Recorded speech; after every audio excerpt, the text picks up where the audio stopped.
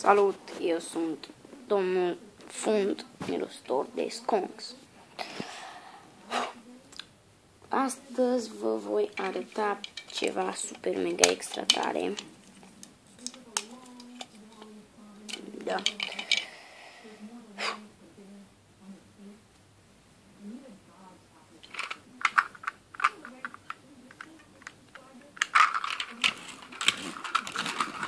Da, puteți să luați orice mașinuță de asta.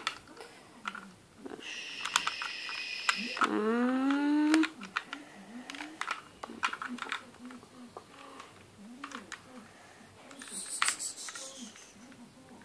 Stați liniștiți, am încercat acasă. Nu o să vă...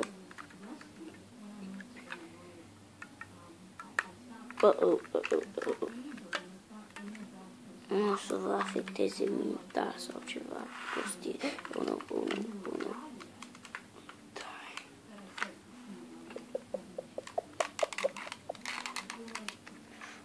Cum?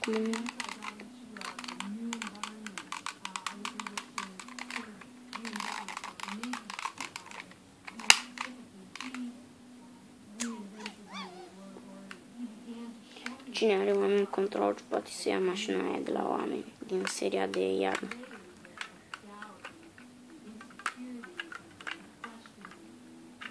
Sau de vară, nu mai țin foarte bine minte.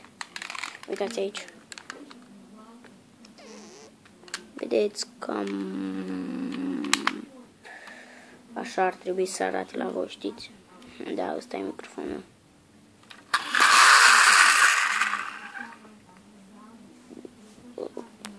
Da, asta este. Acum să vă mai arăt ceva super mega extra tare. Așa. Deci, ăsta e domnul piesă, da? Domnul piesă. Și asta e parașuta lui, vă asigur, nu e spart. Nu e spart, vedeți, nu e spart, da, nu e spart, dar nu e spart.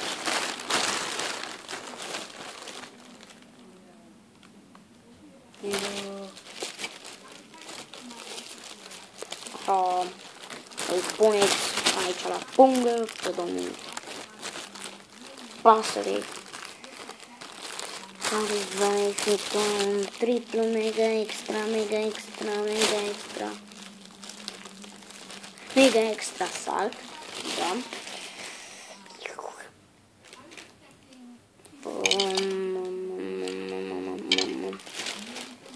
Să luăm asta de aici.